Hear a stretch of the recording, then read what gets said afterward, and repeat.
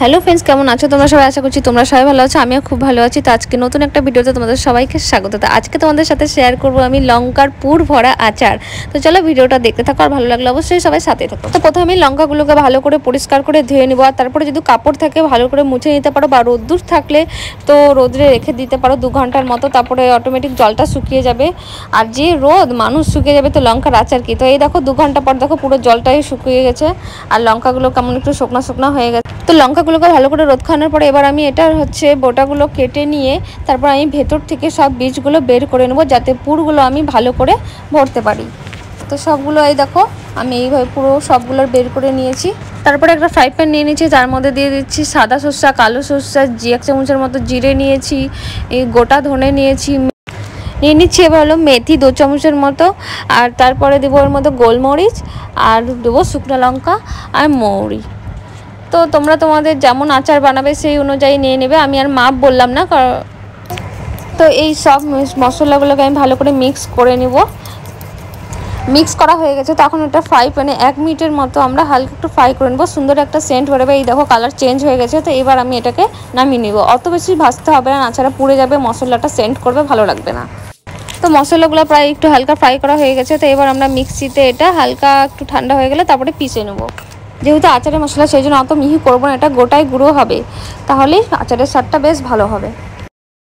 তো এই মশলার মধ্যে আমি এবার দিয়ে দিচ্ছি আমচুর পাউডার, আর যদি আমচুর পাউডার না থাকে তাহলে তোমরা 6-7টা লেবু এর মধ্যে দিতে পারো। তো তারপরে একটু দিয়ে দেবো হলুদ গুঁড়ো, আর দেবো শুকনো লঙ্কার গুঁড়ো। তো তারপরে এর মধ্যে আমি দিয়ে দিচ্ছি 1 চামচের মতো হিং, আর তারপরে দেবো কালো জিরা, তারপর দিয়ে দিচ্ছি জোয়ান 1 চামচের মতো, আর সব থেকে লাস্টে দেবো হলো লবণ দিয়ে ভালো করে এটা মিক্স করে নেব। তো তারপর আমি এবার সরষের তেল গরম করতে বসিয়ে দিয়েছি। এখন আমাদের তেলটা গরম হয়ে গেছে। তো আমাদের তেলটা গরম হয়ে হালকা ঠান্ডা করে নিয়েছি, আর তারপরে এর মধ্যে মশলার মধ্যে 2-3 চামচ সরষের তেল দিয়ে এটাকে ভালো করে হালকা হালকা করে মিক্স করে নেব। সব তেল একসাথে দিব না, তাহলে সব গলে মশলা থেকে বের হওয়ার যাওয়ার চান্সটা বেশি থাকে। সেই জন্য এই দেখো ভালো করে আমি এটা মেখে মুট করে নেব। এইরকম মুট হয়ে আসলে হয়ে যাবে যে মশলাটা মাখা হয়ে গেছে। তো এবার আমি পুরটা ভরে দেবো লঙ্কার মধ্যে সবগুলো। এই দেখো, আর যদি কোনো চাকু বা চামচের পেছন দিয়ে এটা ভালো করে লঙ্কার ভিতরে ভরে দিতে হবে। আর সবগুলো আমি এই দেখো একটা একটা করে ভরে নিচ্ছি।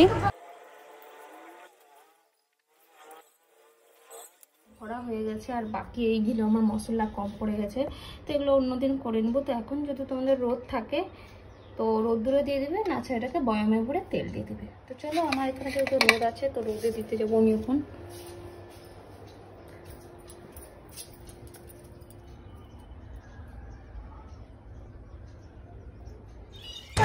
তো 4-5 ঘন্টা রোদে রাখার পরে এটাকে আমি বয়ামে ভরে দিচ্ছি। তো তারপরে এটার মধ্যে আমি তেলটাকে গরম করে হালকা ঠান্ডা করে তারপরে বয়ামে ভরে দিয়েছি। এই দেখো, তো রোদে দিলে আচারটার উপরে কোনো কাপড় দিয়ে তারপরে রোদে দিবে, কারণ কি এই খাপ লাগিয়ে যদি রোদে দাও তাহলে এই প্লাস্টিকটা রোদে ঘেমে গিয়ে আচারটা নষ্ট হতে পারে।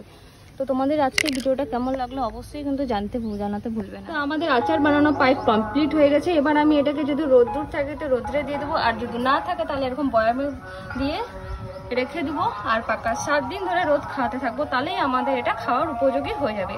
তো চলো, আজকের ভিডিওটা তোমাদের কেমন লাগলো অবশ্যই কমেন্টে জানাবে, আর ভালো লাগলো অবশ্যই লাইক শেয়ার করবে। আর তার আগে বলে দিই, যারা ইউটিউব থেকে দেখছো তারা সাবস্ক্রাইব করে দিবে, আর যারা ফেসবুক থেকে দেখছো তারা অবশ্যই ফলো করে দিবে।